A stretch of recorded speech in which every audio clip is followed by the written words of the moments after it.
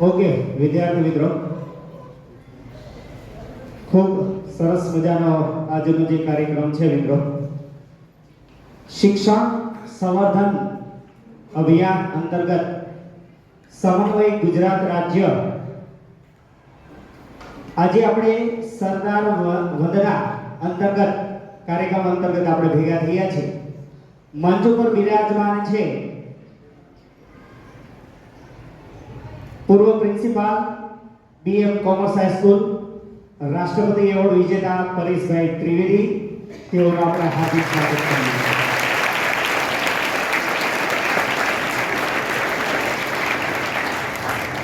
ગુજરાત રાજ્ય શ્રેષ્ઠ શિક્ષક એવોર્ડ વિજેતા વિઠ્ઠલભાઈ સવાણી અત્રે ઉપસ્થિત છે. તેમનું પણ આપણે જોરદાર હાર્દિક સ્વાગત કરીએ. મંચ ઉપર બિરાજમાન બંને આચાર્યશ્રીઓ, વંદનીય ગુરુજનો અને આપ સૌ વિદ્યાર્થી મિત્રો. વિદ્યાર્થી મિત્રો, આદર્શ સત્યાગ્રહી, ધૈર્યવાન, રાજપુરુષ, યુગ પુરુષ આવા સરદાર વલ્લભભાઈ પટેલ વિશે આજે આ સરદાર વંદના કાર્યક્રમ અંતર્ગત આપણે નિહાળીએ. તો વિદ્યાર્થી મિત્રો, સૌપ્રથમ ડીએસ સળંગ ગર્લ્સ હાઈસ્કૂલના આચાર્ય બેન શ્રી નિપાલીબેન દવેને આપણે વિનંતી કરીએ કે તેઓ શાબ્દિક સ્વાગત કરશે.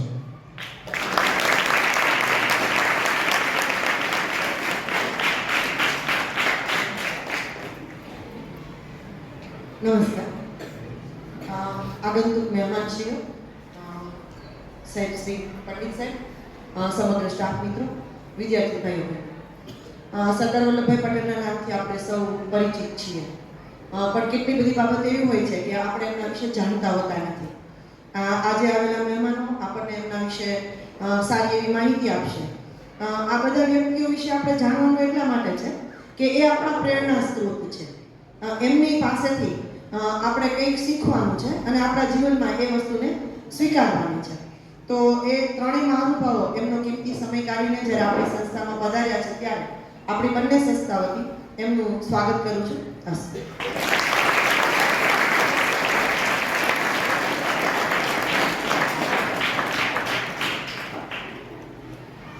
પૂર્વ અધ્યાપક જે મહેતા ગર્લ્સ હાઈસ્કૂલ મહેન્દ્રભાઈ રાવલ અત્રે ઉપસ્થિત છે. તેમનું હાર્દિક સ્વાગત કરીએ છીએ.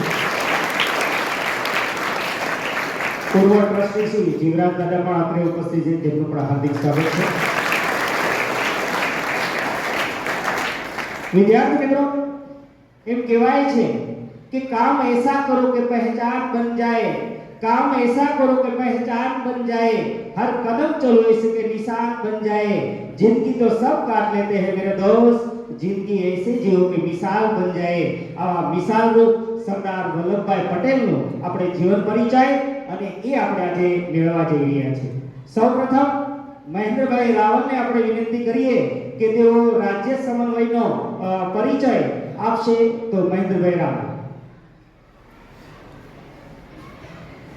મંચસ્થ મહાનુભાવો, વિદ્યાર્થી ભાઈઓ અને બહેનો, ગુજરાતમાં એક શિક્ષણ સંવર્ધન અભિયાન નામનું એક શિક્ષકો દ્વારા ચાલતું સંગઠન ચલાવીએ છીએ. અમે આખા રાજ્યમાં લગભગ 101 શિક્ષક ભાઈ બહેનો છે જેને શિક્ષણમાં રસ હોય એવા લોકો એમાં જોડાણા છે. શિક્ષણનું સંવર્ધન થાય, શિક્ષણમાં કંઈક સુધારો આવે એવો એક પ્રયાસ જીસીઆરટીના ડાયરેક્ટર પીએમસી પરમારને આવેલો અને એમના દ્વારા લગભગ 30 વર્ષથી આ સંગઠન ચાલે છે. એ નિમિત્તે જે પ્રોગ્રામ નક્કી થાય એ આખા રાજ્યમાં અમે ફેલાયેલા છીએ, એ દરેક જિલ્લામાં કરીએ છીએ. આ વખતે એવું નક્કી થયું કે સરદાર વલ્લભભાઈ પટેલના જન્મ જયંતિના 150 વર્ષ પૂરા થાય છે. એટલા માટે અમે ભાવનગર જિલ્લામાં 150 શાળામાં સરદાર વિશે વાતો કરવા જઈશું, સરદારના પુસ્તકોનું વિતરણ કરશું અને એક ઓબ્જેક્ટિવ પરીક્ષા લઈશું જેથી સરદાર વિશે માહિતગાર થઈએ. આવા હેતુ સાથે આભાર સાહેબ. હવે મહેમાનશ્રીનું આપણે પુસ્તક અર્પણ કરીને સ્વાગત કરીએ મિત્રો. તો સૌપ્રથમ મહેન્દ્રભાઈ રાવલને આપણે પુસ્તક અર્પણ કરી સ્વાગત કરીએ. એ માટે પીએમ સર્વોદય હાઈસ્કૂલના આચાર્ય શ્રી પંડિત સાહેબને વિનંતી કર્યું તેઓ પુસ્તક અર્પણ કરી અને મહેન્દ્રભાઈનું સ્વાગત કરે.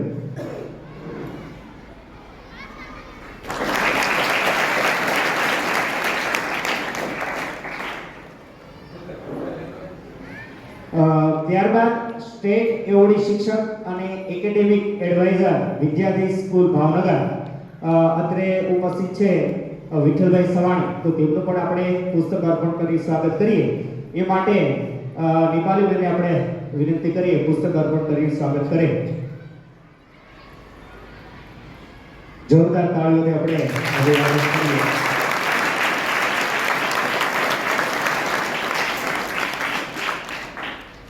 ત્યારબાદ નેશનલ એવોર્ડ વિજેતા પરેશભાઈ ત્રિવેદી અત્રે ઉપસ્થિત છે.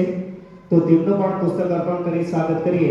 એ માટે વીએન પટેલ સાહેબને વિનંતી કરું કે તેઓ પુસ્તક અર્પણ કરી પરેશભાઈ ત્રિવેદીનું સ્વાગત કરશે.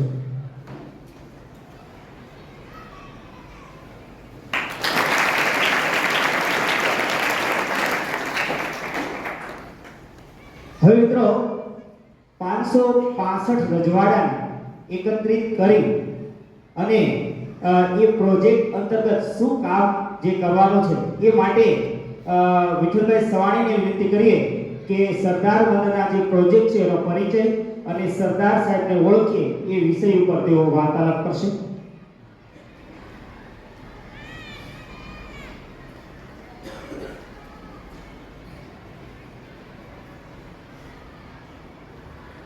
શ્રી પીએમ સર્વોદય હાઈસ્કૂલના પૂર્વ ટ્રસ્ટી અમારા જીવરાજ કાકા, હાઈસ્કૂલના પ્રિન્સિપાલ પંડિત સાહેબ, એન્કરિંગ કરી રહેલા અમારા એવોર્ડી ટીચર્સ સાહેબ, ભાઈ શ્રી વિનોદભાઈ, કામિલ્યાભાઈ, મોટાભાગના શિક્ષકો અમને ઓળખે છે કારણ કે અહીંયા અમે એકાદ બે વાર આવી ગયેલા છીએ. મહેન્દ્રભાઈએ પરિચય આપ્યો તે મુજબ આખા રાજ્યમાં અને દેશમાં આપણા માનનીય નરેન્દ્રભાઈ મોદી સાહેબ દ્વારા અને કેન્દ્ર સરકાર દ્વારા સરદાર સાહેબના અનેક કાર્યક્રમો થઈ રહ્યા છે. તે બધાય ગવર્મેન્ટના છે, સરકારી છે, સરકારી રાહે થાય છે.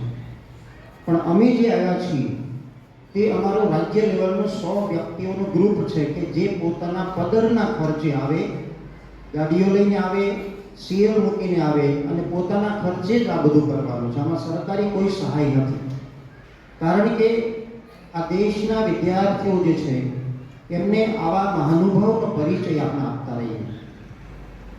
વિદ્યાર્થી મિત્રો, મનમાં સવાલ એવો થવો જોઈએ કે શાળાઓમાં જ આવું શા માટે?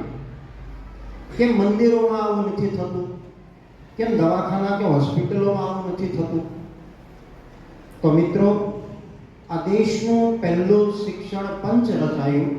એનું પહેલું વાક્ય હતું, ભારતનું ભાવિ વર્ગખંડોમાં ઘડાઈ રહ્યું છે. ભારતનું ભાવિ વર્ગખંડોમાં ઘડાઈ રહ્યું છે. અને વર્ગખંડોમાં જ જો ઘડાઈ રહ્યું હોય તો તમને આવા મહાનુભાવોનો પરિચય કરાવવો રહ્યો.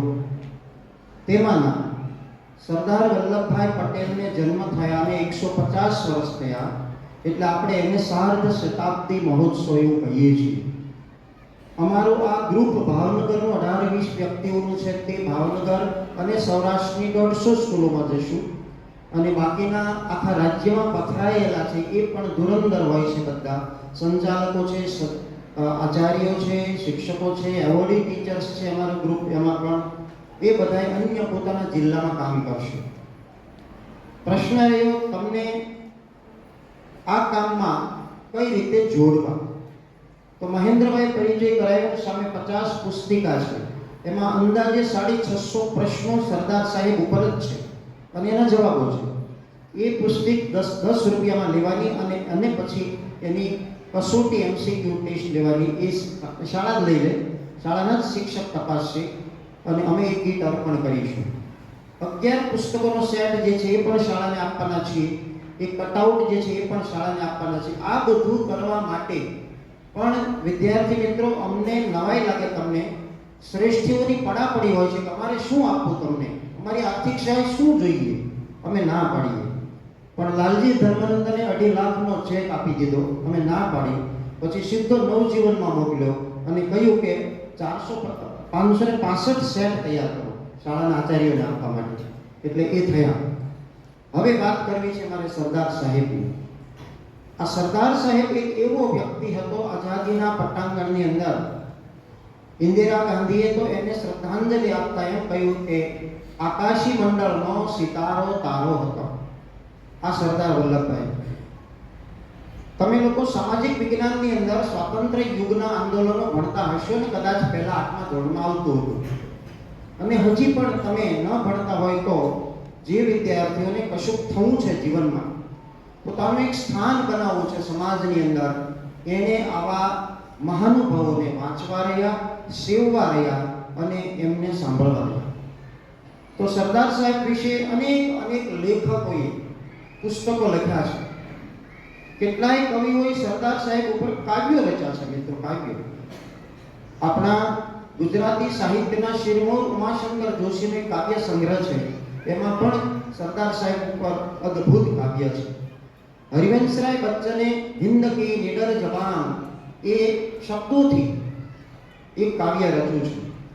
જેને પણ એમ થયું કે કંઈક લખવું છે, તમે 31 ઓક્ટોબર હમણાં જ ગઈ સરદાર સાહેબનો જન્મદિવસ અને 15મી ડિસેમ્બર જે છે એમનું નિર્વાણ કર્યું.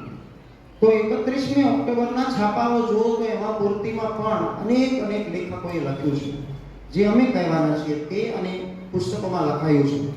મિત્રો, આ એક મહામાનવ સરદાર નામનું પુસ્તક છે. બહુ સ્ટાન્ડર્ડ છે એમ કહું તો ચાલે. વોટ્સએપિયા યુનિવર્સિટીમાં નહીં જવાનું. વોટ્સએપિયા જે કંઈ સમાચાર આવે છે મોટે ભાગે આધાર પુરાવા વગરના હોય છે.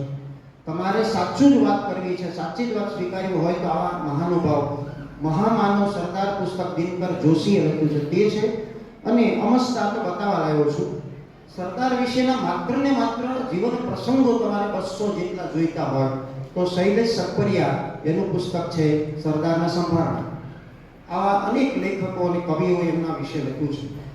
આ સરદાર સાહેબ વિશે એમ કહેવાય કે વજ્રાદપી કઠોરાણી મૃદુની કુસુમાદપી.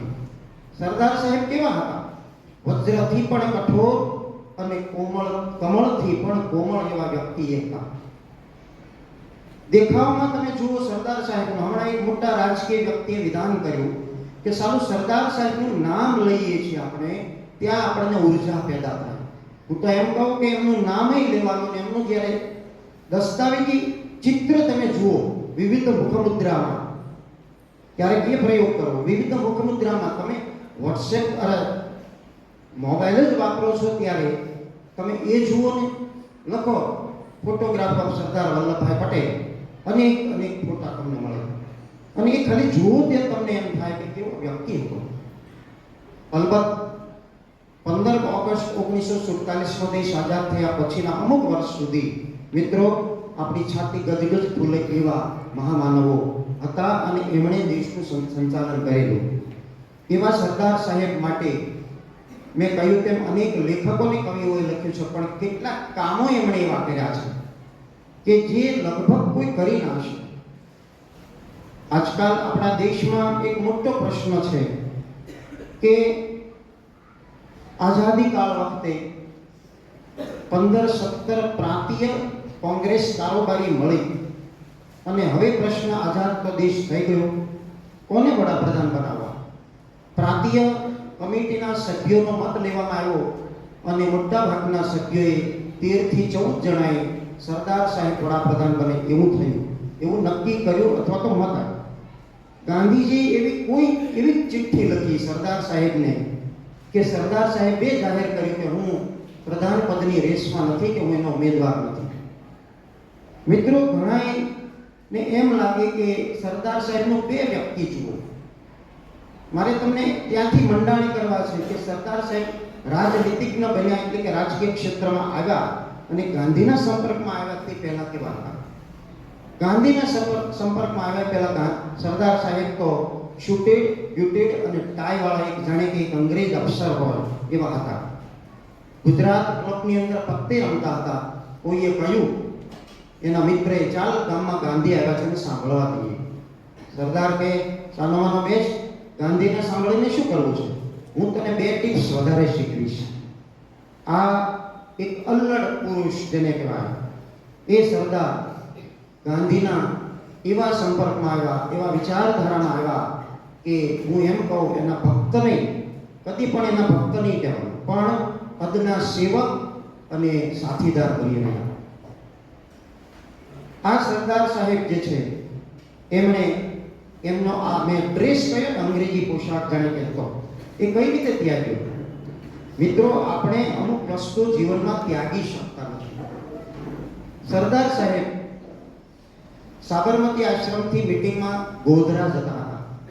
એમના મિત્ર નરહરિ પરીખને એમ કહ્યું કે ભાઈ તારા થેલામાં 1-2 ધોતિયા ખાદીના 1-2 કપની લઈ લેજે. પેલાને નવાઈ લાગી કે આવાને શું કામ એવું કહેતા હશે? તો કે ભાઈ હું કહું છું લઈ લે ને. અને ગોધરાની અંદર એક મીટિંગ મળી. એ જમાનામાં આપણા જે આઝાદીના લડવૈયા હતા એ બધા ગાંધી હાજર હતા. અને કહેવાય છે કે એવા શૂટેડ બુટેડ સરદાર પટેલ પોતાનો અંગ્રેજીયત જેવો ડ્રેસ જે છે પોશાક એ સંપૂર્ણ ત્યાગી દીધો. અને હવે તમે જે દસ્તાવેજી એમના ફોટા જુઓ છો એ ખાદીના ડ્રેસમાં આવી ગયા. આટલો પહેલો ત્યાગ. અગાઉનો એક ત્યાગ મેં કહી દીધો કે વડાપ્રધાન પદની રેસમાં હતા એમને, એમનું નામ સૂચવાયું અનેક વ્યક્તિઓએ, પણ એમણે કહી દીધું હું નહીં બનું. આ એક મોટો ત્યાગ. એની સાથે સાથે મારે એક મોટા ત્યાગી વ્યક્તિને મારે યાદ કરવા છે. આપણે કોઈ સાચુકલા સાધુ હોય, સંત હોય, એના માટે એક શબ્દ વાપરીએ છીએ, પ્રાતઃ સ્મરણીય. ગમે એ માટે ન વપરાય. પ્રાતઃ સ્મરણીય, જાગીને તરત જેનું સ્મરણ થઈ શકે એવા સાધુ પુરુષ. આપણા એક રાજવી હતા. ભાવનગરનો ઇતિહાસ એમાં જોડાઈ ગયો. દેશના ઇતિહાસના પટ પર મહારાજા કૃષ્ણકુમારસિંહજી 250 પાદરનો ધણી એમ કહેવાય. એમાં એક એવી ઘટના બની, તમે જુઓ. મહારાજા કૃષ્ણકુમારસિંહજી દુરંદેશી હતા. એમને ખબર હતી કે હવે 15 ઓગસ્ટ 1947ના દિવસથી આઝાદી મળી ગઈ છે, આપણા રજવાડા હવે લગભગ જશે, તો શા માટે આપણે પહેલું કદમ ના લઈએ? મહારાજા કૃષ્ણકુમારસિંહજીએ દિલ્હીમાં કહેવડાવ્યું ગાંધીજીને કે હું તમને મળવા માંગુ છું. ગાંધીજી પીવું 2 ધડકાઓ અને કોઈ દિવસ નક્કી થયો. એમની ગાડી દિલ્હી જાય છે. ગાંધીજી એમના સેવા ચાકરી કરતા મનુ ગાંધીને એવું કહે છે કે આજે એક એવા વ્યક્તિ આવવાના છે, મને કહેજો હો, મારે એને લેવા જવા પડશે. મનુ ગાંધીને એમ થયું કે વિશ્વના મહાપુરુષો ગાંધીને મળવા આવે, ગાંધી દરકાર પણ ના કરે, ઊભાઈ ના થાય, અને આપી એવા કયા વ્યક્તિ આવવાના છે? કલાક થઈ અને પછી એક ગાડી આવે છે. એમાંથી એક પડછંદ અને સરસ મજાના વ્યક્તિત્વધારી એક વ્યક્તિ આવે છે. એની સાથે એક બીજા વ્યક્તિ છે. 2 વ્યક્તિ આવી. એમાંના એક કૃષ્ણકુમારસિંહજી. ગાંધીજી અને સરદાર સાહેબે એમને એક રૂમની અંદર બોલાવ્યા. મહારાજા કૃષ્ણકુમારસિંહજી એમની સાથે આવેલા વ્યક્તિને બહાર બેસાડ્યા. અને હવે આ રૂમના બંધ બારણામાં સરદાર સાહેબ, ગાંધીજી અને કૃષ્ણકુમારસિંહજી 3 જ હતા. મિત્રો, એ ઘડી એવી ઘડી કે અખંડ ભારતના નિર્માણની અંદર એ મુહૂર્ત સચવાઈ રહ્યું છે. અને કહેવાય છે કે ગાંધીજી અને સરદાર સાહેબની સાથે વાટાઘાટો કર્યા પછી મહારાજા કૃષ્ણકુમારસિંહજીએ પોતાનું રજવાડું તે વખતે અર્પણ કરી આ દેશના અખંડ ભારતના નિર્માણ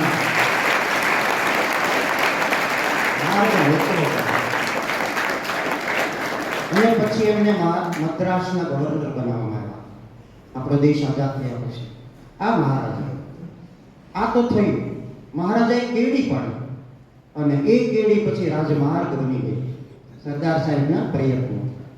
હવે વાત કરીએ 562 રજવાડા લેવાની. કહેવાય છે કે આઝાદી પછી આપણા છેલ્લા વાઇસરોય લોર્ડ માઉન્ટ બેટન એવું માનતા હતા કે સરદાર સાહેબને આ રજવાડા લેવામાં અંદાજે 6 મહિના થતા રહેશે. પણ તમને નવાઈ લાગે સાહેબ, એ 6 મહિના નહીં, 2-3 મહિનામાં એ કામ પૂરું કર્યું. વિદ્યાર્થીઓને એક કલ્પના થાય એટલા માટે હું રૂપક તરીકે તમને એમ કહું કે તમારા પપ્પાની જમીન છે 7-8-12માં, એમાં વીઘા આર વગેરે હેક્ટર લખ્યું છે, અને એમાંથી કોઈ દબાણ કર્યું છે. એ ખેડૂતના દીકરાને ખબર હોય. એ દબાણ હટાવી ન શકે એટલી તાકાત આપણામાં ન હોય, આપણા બાપ દાદાનો છે. અને આ રજવાડા ખુખાર રાજવીઓ પાસેથી રજવાડા એકત્ર કરીને અખંડ ભારતના નિર્માણમાં કરવાનું કામ સરદાર સાહેબનું હતું. કેવા એ નેગોશિએશન કરવામાં, વાતચીત કરવામાં માસ્ટર હશે. એમણે કંઈ MBA નથી કર્યું, પણ એ કોઠાસૂઝ હતી. એટલે 15મી ઓગસ્ટ 1947 પછી 562 જેટલા રજવાડા તો લેવાઈ ગયા. ડાયા રાજાઓ, દ્રષ્ટિવંત રાજાઓ, સારા રાજાઓએ તો લગભગ આપી દીધા. પણ એમાંય અવળચંડા તો હોય ને કોઈ. 3 રાજવીઓ, આપણા જૂનાગઢના નવાબ, એને વળી મગજમાં સળવળતો કીડો હતો, મારે પાકિસ્તાનમાં ભણવું છે. અને પછી સરદાર સાહેબે એના માટે આરજી હુકુમતની સ્થાપના કરી. આરજી હુકુમત એટલે પેરેલલ શાસન વ્યવસ્થા અને યુવાનોનું દળ. અને એ આરજી હુકુમતના વડા હતા શ્યામદાસ ગાંધી. એમને સંચાલન સોંપ્યું, પણ સીધું દોરી સંચાલન સરદાર સાહેબનું દિલ્હીથી. કહેવાય છે કે સરદાર સાહેબની બીક લાગતા નવાબ પોતાના પાલતુ કૂતરાઓ લઈને હેલિકોપ્ટરમાં ભાગી ગયો.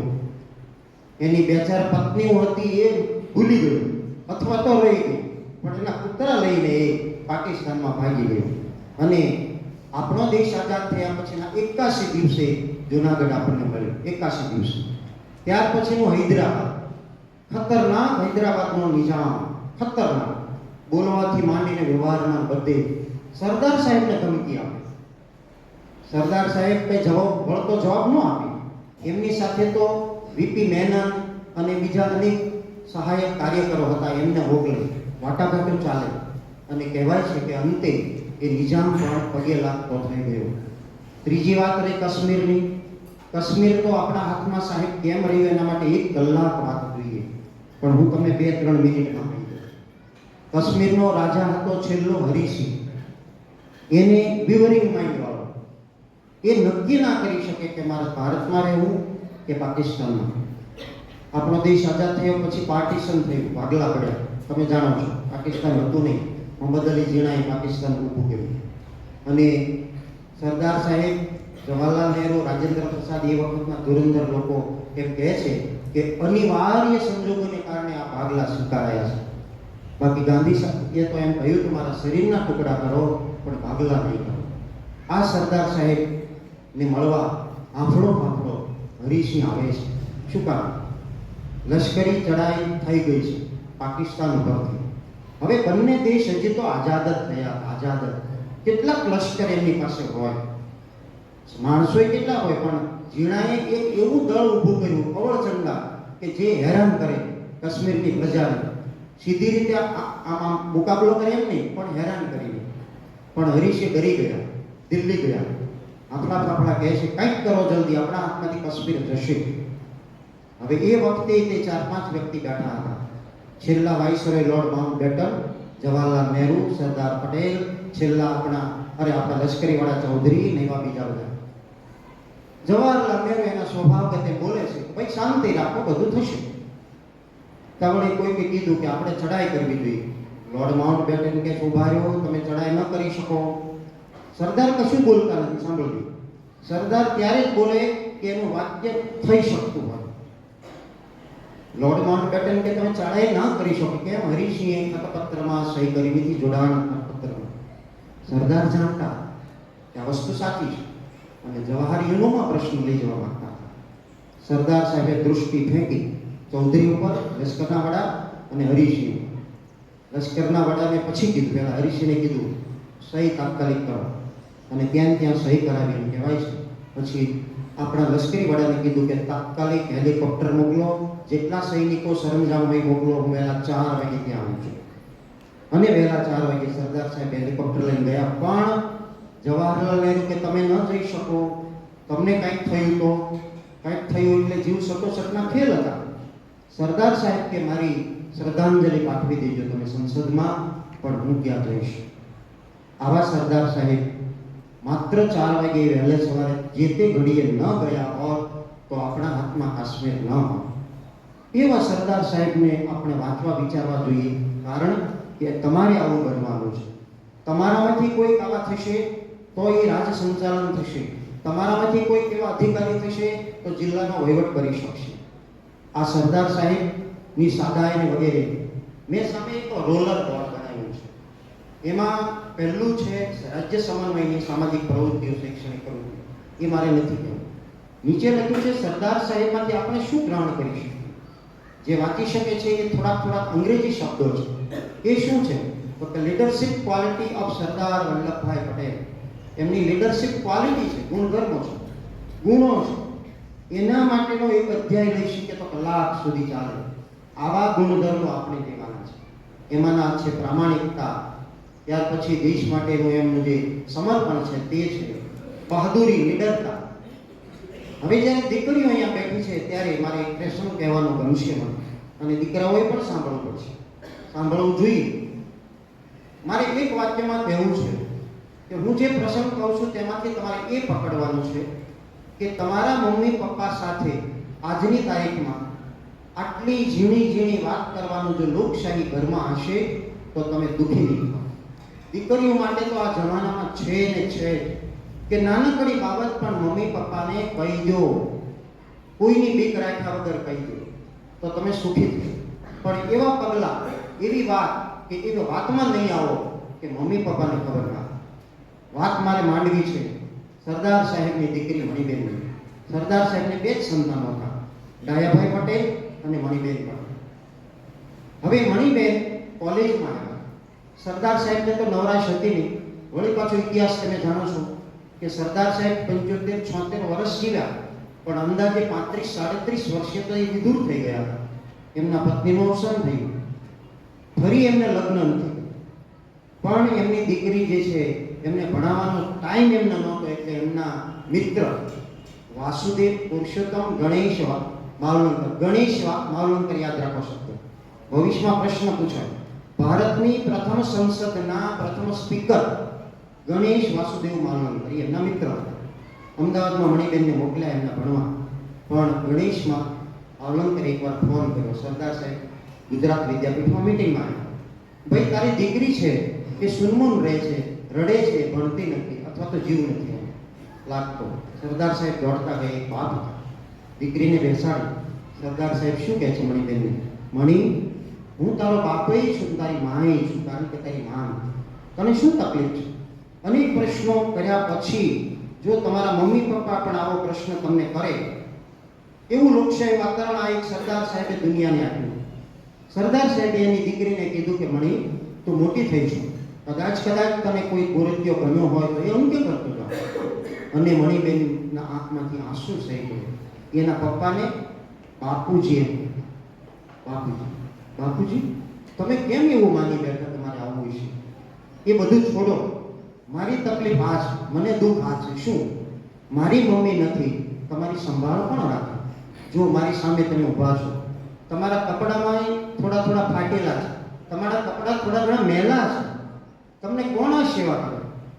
પપ્પા, બાપુજી, હવે મારી છેલ્લી વાત છે, ભણવાનું મૂકી દેવું છે, હંમેશા તમારી સાથે રહેવું છે, મારે તમારી સેવા કરવી છે. દીકરીઓ, પપ્પાને માટે, બાપુજીને માટે, પિતાજીને માટે મણિબેન પટેલે જિંદગીભર લગ્ન ન કર્યા. અને કહેવાય છે કે દિલ્હીની અંદર આ આઝાદી પછીના રજવાડાનું બધું લેવાતું હતું ત્યારે માત્ર બાપ દીકરી બે જ હોય. એટલે મણિબેન પટેલે ડાયરી પણ લખી છે અને અનેક લેખકો અને કવિઓએ એના વિશે લખ્યું છે. એમની ડાયરી ઉપરથી લેખો થયા છે. આવા મણિબેન એ એમની દીકરી હતા. સરદાર સાહેબની પ્રામાણિકતા તો ગજબની હતી. અત્યારે દીકરા દીકરીઓ તમે સાંભળતા હશો, જોતા હશો કે આજનો એક રાજકારણી ખાલી કોર્પોરેટર થાય, કોર્પોરેટર, અને 2 વર્ષમાં એની પાસે ઇનોવા ગાડી આવે. અને આ સરદાર સાહેબ દેશના પ્રથમ ગૃહમંત્રી, નાયબ વડાપ્રધાન, અને એવો તો સૂરજ તપતો હતો એની ઉપર કે એમને લગ્ન કરવા હોય તો પણ એની કન્યાઓ હાજર થાય અને પ્રતિભાશાળી વ્યક્તિ. તો કહેવાય છે કે જ્યારે મૃત્યુ પામ્યા ત્યારે એમના ખાતામાં 326 કે 27 રૂપિયા હતા. એટલું જ નહીં, એમના ઘરનું ઘર. ડાયાભાઈનો દીકરો બિપિન, એના ઘરે એકવાર સરદાર સાહેબ ગાડી, 4 વ્હીલર્સ ગાડી જોઈ ગયા. અને બન્યું એવું કે કોઈ ઉદ્યોગપતિએ ગાડી આપી. સરદાર સાહેબને ખબર નહીં. સરદાર સાહેબ કે આ શું છે? કે ગાડી છે. કોને? જો સાંભળ બિપિન, આ ગાડીનો તાત્કાલિક નિકાલ કર, નહીં તો મારે તારી સાથે સંબંધો પૂરા થઈ જશે. અને ગાડી જેની હતી અથવા તો વેચાઈ ગઈ.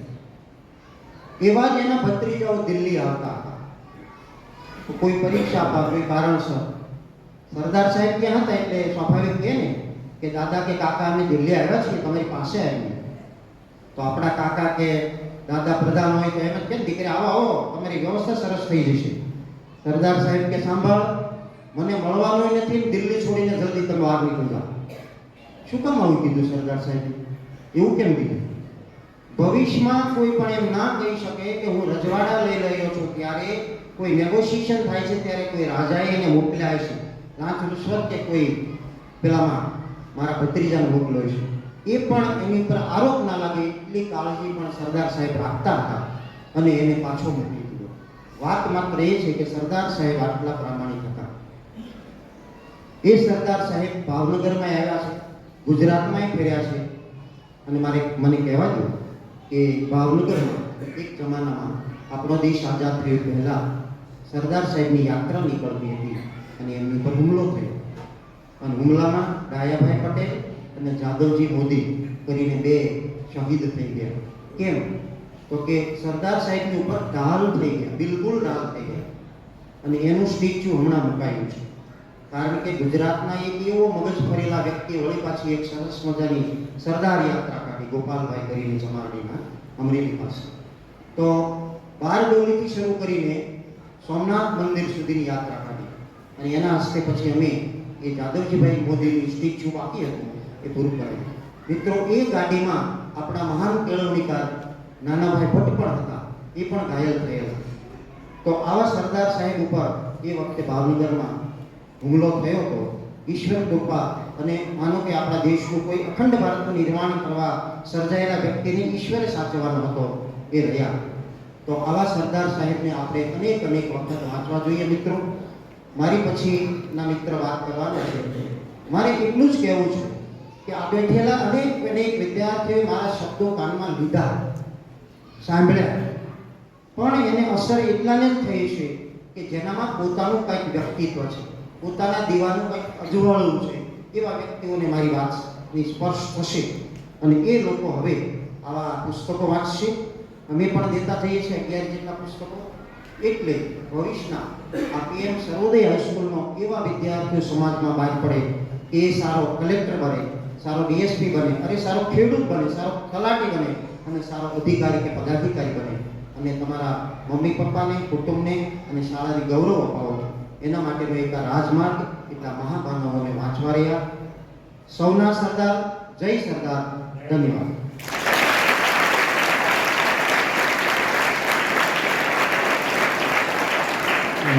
વિદ્યાર્થી મિત્રો, મહાન પુરુષોના જીવન વિશે જો વાંચન કરવામાં આવે તો આપણામાં પણ આત્મવિશ્વાસ અને જે પોઝિટિવિટી જે જન્મ લે એને કારણે પણ શિક્ષણમાં પણ એટલી અસર થતી હોય.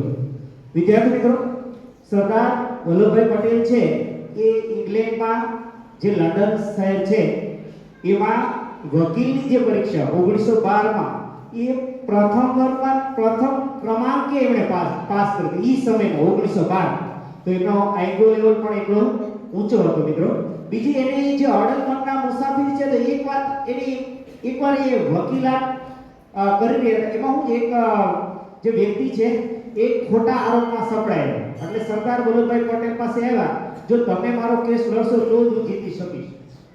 એટલે સરદાર વલ્લભભાઈ પટેલ કઈ વાંધો. તો ઈ જ્યારે આ કોર્ટરૂમમાં હતા એ સમયે એક તાર આવ્યો અને ઈ તાર છે એ વાંચન કર્યું અને પછી ખીચા મૂકી દીધું. પછી વકીલાત માટે દલીલો કરી અને પેલો વ્યક્તિ છે જીતી ગયો. અને પછી એ વ્યક્તિએ પૂછ્યું, તમારે જે આ તાર આવ્યો તે શેનો આવ્યો? તો એ કે મારા પત્નીનું છે અવસાન થયું છે. એટલે એવા અડગ મનના મુસાફિર ત્યારે જે કાર્ય કરો તો એ જ કાર્ય. એટલે જેના કદમ હોય અસ્થિર એને રસ્તો કદી જડતો નથી અને અડગ મનના મુસાફિરને હિમાલય પણ નડતો નથી. હિમાલય પણ ત્યારબાદ PM કોમર્સ હાઈસ્કૂલના પૂર્વ આચાર્ય પરેશભાઈ ત્રિવેદી નેશનલ એવોર્ડ વિજેતા અને તેઓ કાઉન્સેલિંગ માટે પણ વિદ્યાર્થીઓની પરીક્ષા દરમિયાન તેઓનું ગ્રુપ છે કાઉન્સેલિંગ માટે પણ જાય છે. તો આવા પરેશભાઈ ત્રિવેદી આપણે એમને વિનંતી કરીએ કે સરદાર સાહેબના જીવન પ્રસંગો રજૂ કરશે.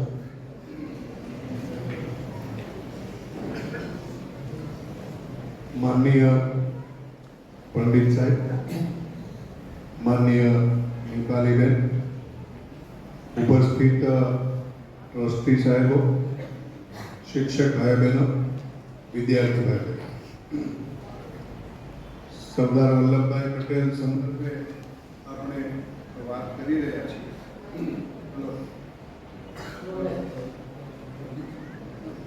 હલો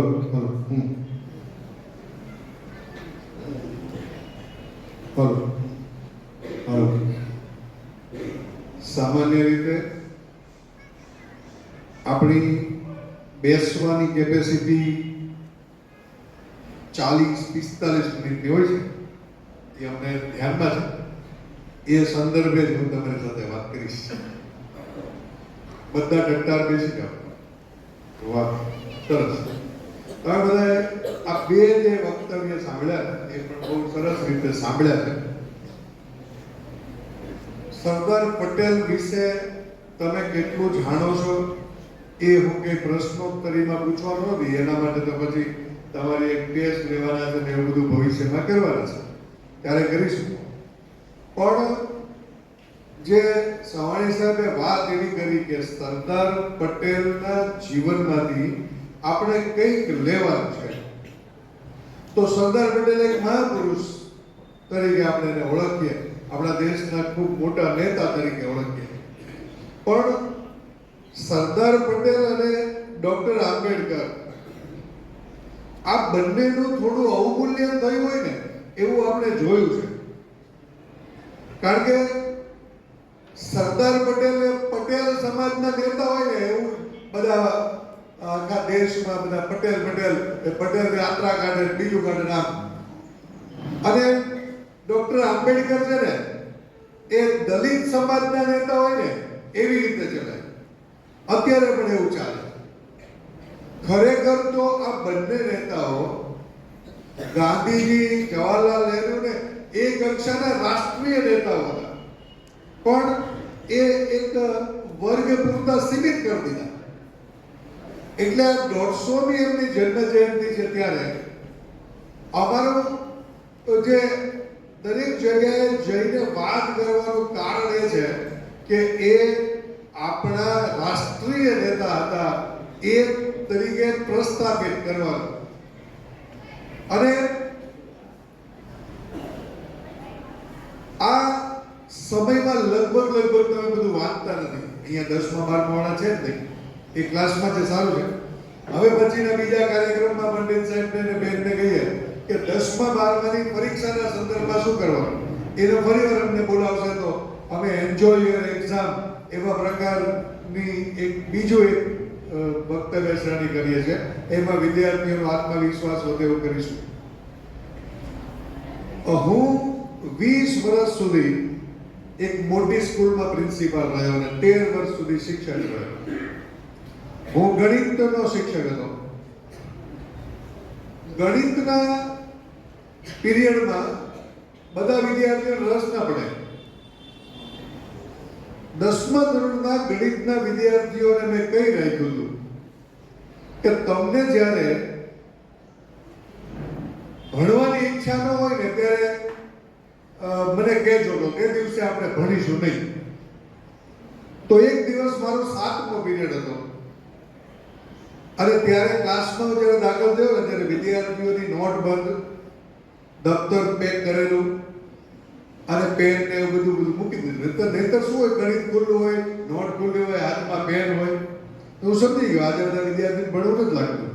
એટલે મારા ક્લાસમાં સ્ટેજ થોડું એક દોઢ ફૂટ ઊંચું, એટલે સ્ટેજ ઉપર જઈને મેં વિદ્યાર્થીઓને પૂછ્યું કે આજે તમારા દફતર બંધ છે તો આજે તમારે ભણવું નથી લાગતું? તો બધા વિદ્યાર્થી કહે હા સાહેબ અમારે ભણવું નથી. તમે કીધું હતું ને કે તમારે ભણવું હોય તો કહેજો, તો આજે અમે કહીએ કે અમારે ભણવું નથી, આજે રમાડો. એટલે મેં કીધું કેમ ભણવું નથી? તો કે બે પીરિયડની બે ભારે ટેસ્ટ આવી ગઈ છે, બે ભારે પીરિયડ આવી ગયા છે, એટલે હવે અમને રમાડો કે. એટલે મેં કીધું પીટી ટીચર નથી, ગ્રાઉન્ડમાં જઈને નહીં રમાડું, ક્લાસમાં હું તમને પિક્ચરના ગીતોની અંતાક્ષરી રમાડીશ નહીં અને સ્પેલિંગ અંતાક્ષરી તમને ગમશે નહીં, તો શું રમાડું? તો મને એક તાત્કાલિક વિચાર આવી ગયો અને મેં કીધું સારું, આપણે પિક્ચરના ગીતની નહીં પણ હીરો હિરોઈનના નામની અંતાક્ષરી રમીએ. એક ભાઈઓની ટીમ, એક બહેનોની ટીમ, બહેનો પ્રમાણે ઓછા પણ તોય તે ટીમ નાખી અને હીરો હિરોઈનના નામની અંતાક્ષરી પણ નહીં. અમિતાભ બચ્ચન તો ન આવે તો નરગીસ, સ આવે તો સની દેઓલ, લ આવે તો લારા દત્તા, એવું કાંઈ નહીં, એમને ગમે તે નામ બોલવાનું અને અંતાક્ષરી બરાબર ચાલુ થઈ. એક પછી બીજું પછી ત્રીજું, એક સ્કોરર રાખ્યો હતો આપણે, કે આંકડાશાસ્ત્રમાં 4 પછી 5 આવે એટલે 5 એ જૂથ આપણને ખબર પડે, તરત ગણાઈ જાય. તો પછી મેં વિદ્યાર્થી ઘણું આગળ ચાલ્યું, પછી વિદ્યાર્થીઓને કીધું ચાલો હવે કેટલા બે ટીમને થયા. તો એવી જે સ્કોરર હતો ને કે સાહેબ એકને 30 થયા ને એકને 29 થયા. 29 થયા મેં કીધું હજી એક નામ બોલો, તો એક નામ બોલ્યા, તો બંનેમાં 30 થઈ ગયા. 30 થઈ ગયા તો હજી તો એકદમ હારતા જ નહોતા, હજી તો આગળ જોરદાર રમત ચાલતી જ હતી. પછી મેં એમને કીધું હવે આપણે આ રમત બંધ કરીએ, રમત અટકાવી દઈએ. પછી કે તો હવે સાહેબ પિક્ચરના ગીતની અંતાક્ષરી રમાડશો? મેં કીધું ના, ટીમ આની આ રહેશે. હવે આપણે આપણા દેશના મહાપુરુષોના નામ બોલીશું હીરો હિરોઈનની જગ્યાએ. છોકરાઓ તો ના પાડે ને, હું તો પ્રિન્સિપાલ હતો. પછી રમત શરૂ થઈ. આ તો ખાલી પ્રયોગ થઈ ગયો એકદમ ઝડપથી. રમત શરૂ થઈને 13 નામમાં રમત અટકી ગઈ. 13 નામમાં, 13 થી આગળ ચાલે જ નહીં. તો થોડી હિટ આપીએ ને તો 16 નામે પહોંચી. એમાં અમુક તો મહાપુરુષોમાં ન ગણાય ને એવાય નામ હતા. તમે વિચાર કરો, આ તો 10 વર્ષ પહેલાનો પ્રસંગ છે. આપણને મહાપુરુષોના નામની ખબર નથી, તો પછી એના જીવન પ્રસંગોની ક્યાંથી ખબર હોય? અને જીવન પ્રસંગોની ખબર ન હોય તો એમાંથી આપણે પ્રેરણા કઈ રીતે લઈએ? અહીંયા સવાણી સાહેબે જે જીવન પ્રસંગો કીધા એમાંથી આપણે પ્રેરણા લઈ શકીએ. આપણે વાત થઈ એટલે ખબર પડી, નહીં તો ક્યારે આવી કોઈ વાત આપણે વાંચતા નથી, વિશેષ કઈ બીજું વાંચતા નથી. મા બાપને 2 છેડા ભેગા કરવામાંથી ટાઈમ નથી, દાદા દાદીને ટીવી જોવામાંથી ટાઈમ નથી, અમને બધાને શિક્ષકોને કોર્સ પૂરો કરવામાંથી ટાઈમ નથી. તો તમને મળશે શું? ક્યાંથી મળશે? તમારી જાતે તમારે ક્યાંક ને ક્યાંક સારા આવા પ્રકારના કાર્યક્રમોમાંથી મેળવવું પડશે, સારા પુસ્તકના વાંચનમાંથી મેળવવું પડશે. એવા જ એક મહાપુરુષ એટલે આ સરદાર પટેલ છે. એના 2-3 નાના પ્રસંગો હું કહી દઉં ઝડપથી, એમાંથી આપણે પ્રેરણા લેવાની. નડિયાદમાં એટલું મોસાળ હતું. નડિયાદમાં એ ભણતા હતા. નડિયાદમાં એક હાઈસ્કૂલના શિક્ષક હતા, એનું નામ મહાનંદભાઈ એવું નામ હતું એ વખતે. તો એ નડિયાદની કોર્પોરેશનની ચૂંટણીમાં ઉભા રહ્યા શિક્ષક. એનું કઈ બહુ એટલું નામ હતું, પણ એ જ વખતે એની સામે નડિયાદનું દેસાઈ કુટુંબ બહુ મોટું કહેવાય. એ દેસાઈ કુટુંબની એક પ્રતિષ્ઠિત વ્યક્તિ ઉભી રહી અને એ તો જીતી જ જાય, કારણ કે એ તો પૈસાદાર પણ કરે, સમાજમાં પણ સારું નામ. એટલે એ જે દેસાઈ કુટુંબના પ્રતિષ્ઠિત વ્યક્તિ હતા ને, એને જાહેર કર્યું કે આ મહાનંદ જો જીતી જશે ને તો હું મારી મૂછ મુંડાવી નાખીશ. એટલે એને વિશ્વાસ હતો હું જીતું જ તે. પણ આ સ્કૂલનો આ વિદ્યાર્થી એટલે વલ્લભભાઈ, એ વલ્લભ કહેવાતો હતો એ વખતે. તો વલ્લભે 50 લોકોની ટોળકી બનાવી એના વિદ્યાર્થી એની કે આપણા ગુરુજી લડે છે તો આપણે એના માટે જોરદાર પ્રચાર કરવાનો અને કંઈક કરી બતાવી. અને એને એ જે વોર્ડ હતો ને એ વોર્ડમાં 50 વિદ્યાર્થીઓએ બરાબર રીતે પ્રચાર કર્યો, ખૂબ સારી રીતે બધાને સમજાવ્યા. અને જ્યારે ચૂંટણીનું રિઝલ્ટ આવ્યું ને તો રિઝલ્ટ આવ્યું ત્યારે મહાનંદ જીતી ગયા. ઓલા દેસાઈ કુટુંબના પ્રતિનિધિ વ્યક્તિ હતા હારી ગયા. પછી શું કર્યું? વલ્લભે બધા 50 ને લઈ અને આ દેસાઈ કુટુંબનું જે ઘર હતું ને ત્યાં પહોંચ્યા અને સાથે એક વાળંદને લઈ ગયા. કે ત્યાં જઈને એને કીધું બહાર આવો, તમારી મૂછો મૂંડવાની છે કે તમે કીધું હતું ને કે તું આ મહાનંદ જીતશે ને તો મૂછો મૂંડાવી નાખી. અમે તો વાળંદને લઈને આવ્યા છે. પણ ભવિષ્યમાં આ એક મોટા લીડર બનીને બહાર આવ્યા અને એણે અંગ્રેજોની મૂછો મૂંડાવી નાખી. એ તો કરું જ, પણ જેમ કીધું ને એમ હૈદરાબાદની નિઝામની મૂછો પણ મૂંડાવી નાખી. એવા પ્રકારનું કામ કર્યું. એટલે એક લીડર તરીકે એક નેતૃત્વ શક્તિ આપણામાં કેવી હોવી જોઈએ એ વલ્લભભાઈ પાસેથી આપણે શીખવાનું. એ ખૂબ સારું વાંચન કરતા હતા, એટલા માટે તો બેરિસ્ટર થયા. તમારામાં પણ ઘણામાં લીડર બનવાની શક્તિ છે, પણ લીડર બનતા હોય તો સારું બોલતા આવડવું પડશે. અને સારું બોલતા ત્યારે જ આવડે કે સારું તમે વાંચો. Leader must be reader. Leader જેને બનવું છે ને એને રીડર બનવું જ પડે, એને સારું વાંચવું જ પડે. તો જ એની પાસે શબ્દો આવે, તો જ એ સામે બરાબર રીતે મોકલી શકો તમે. આ નાનપણથી તમે બધા અત્યારે ભણો છો ને ત્યારથી જ તમને આ પ્રકારના તમારામાં ગુણ અમને દેખાય આવે. અમે બધા શિક્ષકો જોતા હોઈએ કે આ જોરદાર આગળ આવવાનો છે, અમને ખબર પડી જાય. તમે ડાયવર્ટ થઈ જાઓ આમથી આમ તોય ખબર પડી જાય. એક વખત ક્લાસમાં એવું બન્યું કે પીરિયડ શરૂ થઈ ગયો એટલે શિક્ષક છે ને સ્ટાફ રૂમમાં ગપ્પા મારતા હતા. એ સમયસર પહોંચ્યા નહીં એટલે એક ક્લાસમાં બધાએ વાતો કરવાની શરૂ કરી ને પછી આ વલ્લભે કીધું કે આપણે વાતો જ કરી, આવા ગીતો ગાઈએ. અને એક વિદ્યાર્થી સરસ ગાતો હતો, કીધું ગીતો ગા જોરથી. તો એ વિદ્યાર્થીએ ગીત ગાયું જોરથી. એટલે એ ગીત છે ને એ સંભળાયું સ્ટાફ રૂમમાં. એટલે ઓલા શિક્ષક છે અગરવાલા નામ હતું એનું, એ અગરવાલા જે નેતરની છોટી લઈને આવ્યા, કોણ ગીત ગાય છે એમ. એ વખતે તો મારવાનો રિવાજ હતો. એટલે બધા કીધું કે આને ગીત ગાયું છે. લોકો કે કેમ ગીત ગાયું?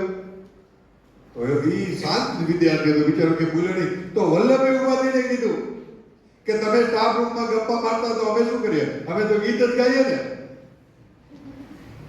એટલે આ અગરવાલા જે વલ્લભ ઉપર કે બહાર નીકળી જાય, તું આનો વકીલ છું.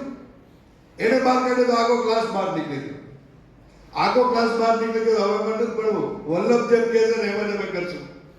2 દિવસ હડતાલ કાઢી, ખબર ન પડી કે આમ ખબર ન પડી બધાને, એટલે આચાર્યને ખબર ન પડી.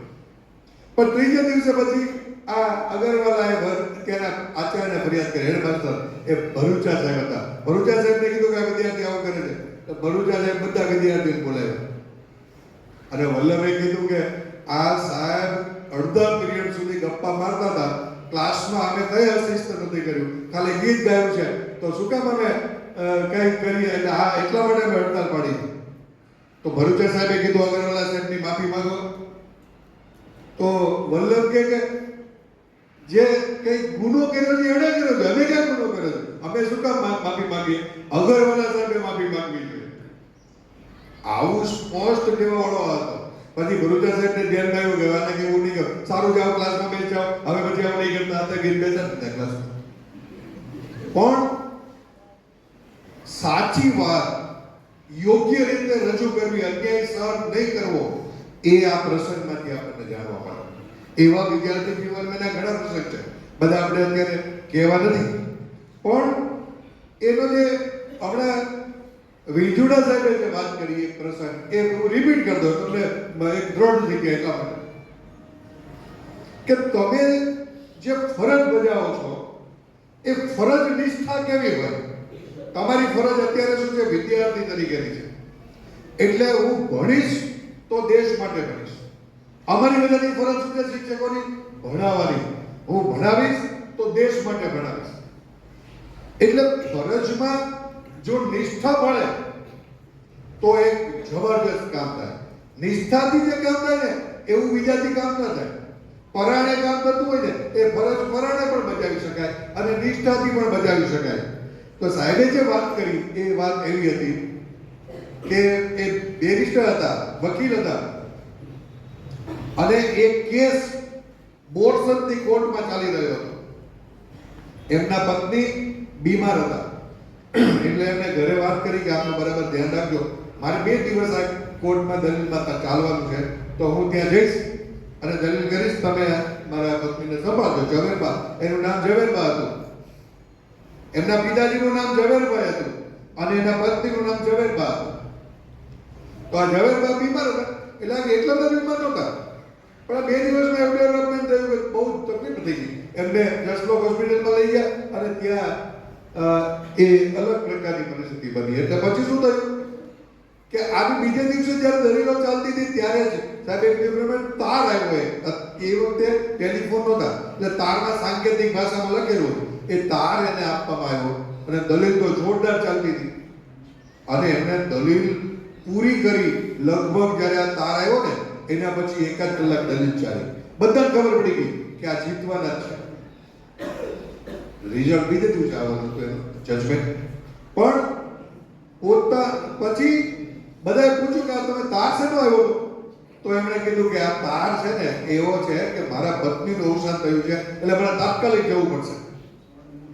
પત્નીનું અવસાન થયું હોય તો શું થાય કે એ બધું પડતું મૂકીને હાલો ભાઈ આ કેસની મુદત લઈ લઈએ, પછી હું મારા ઘરે મારે જવું પડશે, એવું નહીં કીધું એમણે. એમણે પોતાની ફરજ પૂરી કરી અને પછી એ પોતાના અંગત કામે ગયા. એટલે આ નિષ્ઠાનો પરાકાષ્ઠા કહેવાય ને એવા પ્રકારનો દાખલો છે. એટલે આપણે એ ધ્યાનમાં રાખવાનું કે આપણે ભવિષ્યમાં જ્યાં હોઈએ ત્યાં આપણા ભાગે જે ફરજ આવે છે એ ફરજ એવી નિષ્ઠાથી બજાવીશું કે એ ફરજ એ એક ધર્મ બની જાય ને એવા પ્રકારનું કામ કરીશું. એટલે આ એક એમનામાંથી શીખવા જેવું છે. એ સરદાર ક્યારે બન્યા? ખેડા સત્યાગ્રહમાં પણ ગાંધીજી એને જવાનું કીધું ને બહુ સફળ સત્યાગ્રહ રહ્યો. પણ બારડોલીનો સત્યાગ્રહ થયો ને, મહેસૂલ ખૂબ વધારી દીધી અંગ્રેજ સરકારે, ત્યારે એણે એનો વિરોધ કર્યો અને સત્યાગ્રહ કર્યો. 80,000 ખેડૂતોને ભેગા કર્યા અને એટલું મોટું જબરજસ્ત વાતાવરણ ઊભું કર્યું કે અંગ્રેજ સરકારે ઝૂકવું પડ્યું, મહેસૂલ પાછી લેવી પડી. ત્યારે ગાંધીજીએ કીધું કે હવે આ વલ્લભભાઈ છે એ આપણા સરદાર છે. એટલે ત્યારથી એ સરદાર વલ્લભભાઈ પટેલ તરીકે ઓળખાયા. અને પછી એમણે એવું કીધું કે આ સરદારે બારડોલી સત્યાગ્રહના નહીં, પણ આ સરદારે આ દેશના સરદાર છે. અને એના પછી થોડાક સમયમાં જ તે કોંગ્રેસનું અધિવેશન હતું. કોંગ્રેસના અધિવેશનમાં મોતીલાલ નહેરુ પ્રમુખ બનવાના હતા એ વખતે. અને એ અધિવેશનમાં પાસ લઈને પાસ જેની પાસે એને જવા દે, સ્વયંસેવકો બહાર ઉભા હતા દરવાજે. તો વલ્લભભાઈ ભૂલી ગયા પાસ અને દરવાજે ગયા. સ્વયંસેવકો એને ઓળખતા નહોતા. સ્વયંસેવક કીધું કે તમારો પાસ ક્યાં? તો કે પાસ તો નથી લાવ્યો. તો તમે નહીં જઈ શકો. તો એને પાછું જવું પડ્યું. અધિવેશન 3 દિવસનું હતું. બીજે દિવસે એ સરદાર પહોંચ્યા અને સરદાર ને આ બારડોલી સત્યાગ્રહમાં આટલું બધું જોરદાર સમર્થન મળ્યું ને એના અનુસંધાનમાં અધિવેશનમાં એનું સન્માન થવાનું હતું. એટલે બીજે દિવસે જ્યારે પાસ લઈને પહોંચ્યા ને ત્યારે સ્વયંસેવકોને જવા દીધા. પણ એ અંદર ગયા ને ત્યાં તો બધા એને ખભે ઉચકી લીધા. અંદરના ડેલિગેટ્સ બધા હતા ને, જય સરદાર એવા પ્રકારના નારા લાગ્યા. તો બે સ્વયંસેવકોને એવું થયું કે કાલે તો આપણે એને બહાર કાઢ્યા હતા, ઘર ભેગા કરી દીધા અને આજે એવા તો આ કંઈક મોટા માણસ લાગે છે. પછી એને આ બે સ્વયંસેવકો જઈને મળ્યા કે ગઈકાલે અમને ખબર નહોતી તમે સરદાર છો અને અમે તમને આવવા નહીં દીધા, પણ અમારે ભૂલ થઈ ગઈ, સોરી. તો સરદાર પટેલે કીધું કે તમે તમારી ફરજ નિષ્ઠાથી બજાવી છે, આ જ કરવું જોઈએ, તમે બરાબર કામ કર્યું છે, તમારે સોરી કહેવાનું નથી, સોરી મારે કહેવાનું છે કે હું પાસ લીધા વગર રહ્યો છું. એટલે તમે નાનું કામ હોય કે મોટું કામ હોય, કોઈ પણ કામ એ તમારે નિષ્ઠાપૂર્વક ફરજ બજાવી એવું કહી શકાય. અને ગાંધીજીના એવા નિષ્ઠાપૂર્વકના અનુયાયી હતા કે ગાંધીજી જેમ કરે કે એમ કરે. ગાંધીજીને પણ સ્પષ્ટ કહી શકે, પણ છેવટે ગાંધીજી કહે છે એ જ બરાબર છે. એમ આપણે ઘરમાં કોઈ વડીલ હોય તો એ કદાચ આપણને એવું લાગે કે આપણા માટે બરાબર નથી કરતા, તો પણ આપણે એનું માન રાખીએ છીએ. એ પ્રકારે જેમ કીધું ને કે 1946માં કોંગ્રેસનું અધિવેશન હતું અને 1946માં નક્કી થઈ ગયું હતું કે 1947માં આ ભારતના ભાગલા પડવાના છે અને ભારતમાં નવી સરકાર બનવાની છે. 1946માં જે કોંગ્રેસના પ્રમુખ બને એ 1947માં ભારતના વડાપ્રધાન બને. 1946માં ભારતના 16 રાજ્યો હતા. દરેકની કોંગ્રેસ કમિટી પાસે ઠરાવ મંગાવવામાં આવ્યા કે તમે કોને પ્રમુખ બનાવવા માંગો છો. તો 16 માંથી 14 એવા પ્રકારના રાજ્યો, 14 રાજ્યોમાંથી જે ઠરાવ આવ્યો ને એ સરદાર પટેલના નામના આવ્યા કે કોંગ્રેસના પ્રમુખ સરદાર પટેલ બનવા જોઈએ. એક રાજ્ય તટસ્થ રહ્યું, એને કીધું તમે ગમે તેને પ્રમુખ બનાવો, અમારી સંમતિ છે.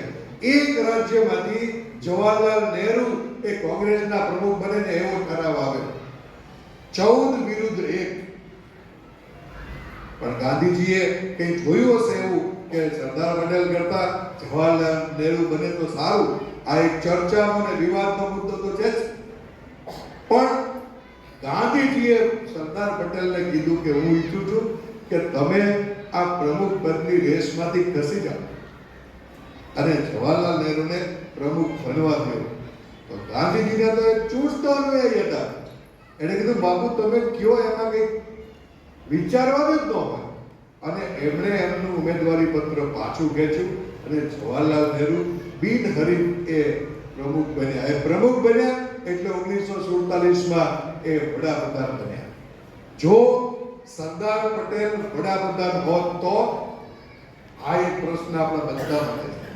પણ એમણે આ દેશ માટે અત્યારે ગાંધીજીનું જે સ્થાન છે કે એ યોગ્ય જ હોય એમ કરીને ત્યાગ જે કર્યો એ ત્યાગની ભાવના શીખવા માટેનો આ પ્રસંગ છે. એટલે 1, 2, 3, 4, 5 નાના પ્રસંગો મેં તમને કીધા છે. તમારા સ્તરેથી કીધા છે, તમને બધા ખબર પડી જાય. બરાબર? એટલે આવા મહાપુરુષોના અનેક પ્રસંગો હોય છે. એમાંથી આપણે કંઈક ને કંઈક જે આપણને લાગે એ યોગ્ય આપણા જીવનમાં ઉતારીએ તો ઓલા જે હીરો હિરોઈનના નામની સાથે સાથે આ ન આવડવું જોઈએ એવું નથી કહેતો, એ આવડવું જોઈએ. પણ આ પણ આવડવું જોઈએ, ધ્યાનમાં રહે. તમે બધાએ ખૂબ સરસ રીતે શિસ્તથી અને શાંતિથી અમને બધાને સાંભળ્યા. તમને બધાનો ધન્યવાદ આપીને વિરમું છું. અસ્તુ.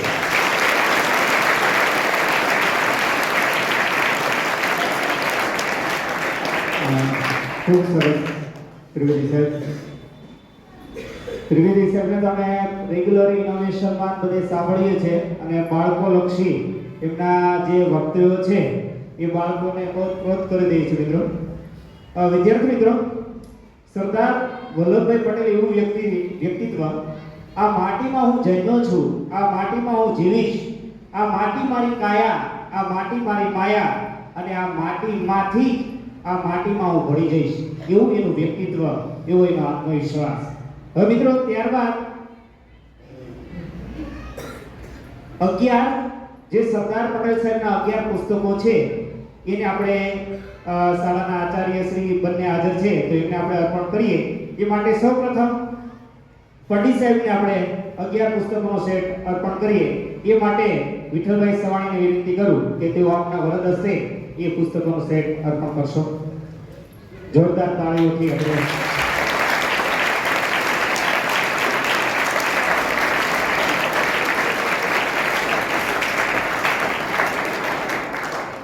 ત્યારબાદ નિપાલીબેન દવે એમને પણ પુસ્તકોનો સેટ અર્પણ કરીએ. એ માટે પરેશભાઈ ત્રિવેદીને વિનંતી કરું કે પુસ્તકોનો સેટ આપના વરદ હસ્તે.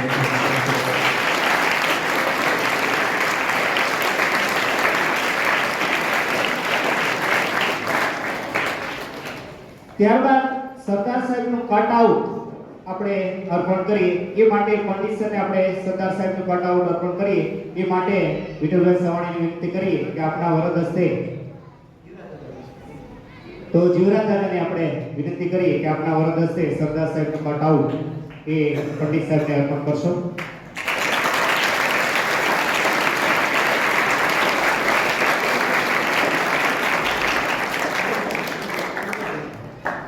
ત્યારબાદ નિપાલીબેનને આપણે સરદાર સાહેબનું કટ આઉટ અર્પણ કરીએ. એ માટે વેલજીભાઈ કલકોટિયા એમને વિનંતી કરીએ કે આપના વરદ હસ્તે સરદાર સાહેબનું કટ આઉટ એ અર્પણ કરશો.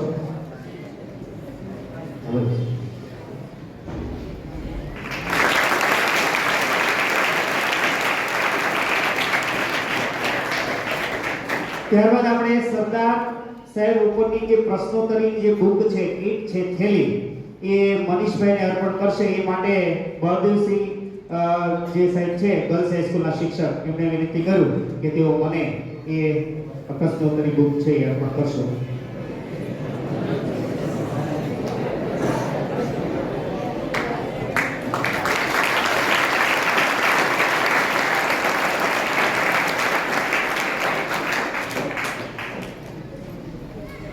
ત્યારબાદ ડીએસ સલોદ ગર્લ્સ હાઈસ્કૂલના શિક્ષક મલુકા સાહેબ અત્રે ઉપસ્થિત છે. તેઓની વિનંતી કરી કે આપણે પણ પ્રશ્નોત્તરી બુક છે એ અર્પણ કરીએ. તો એ માટે મહેન્દ્રભાઈ રાવલ સાહેબને વિનંતી કરી કે આપના વરદ હસ્તે એ પ્રશ્નોત્તરી બુક છે અર્પણ કરશો.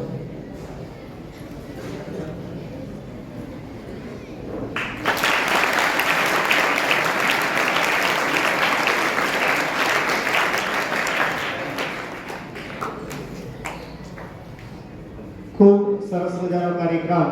અહીંયા આપણે આ મહાનુભાવો આપણે જે સરસ મજાની માહિતી અને આત્મવિશ્વાસ જગાડતી જે વાતો કરી એ બદલ આપણે મહાનુભાવોનો આભાર માનીએ છીએ અને કાર્યક્રમ છે અહીંયા આપણે પૂર્ણ જાહેર કરીએ.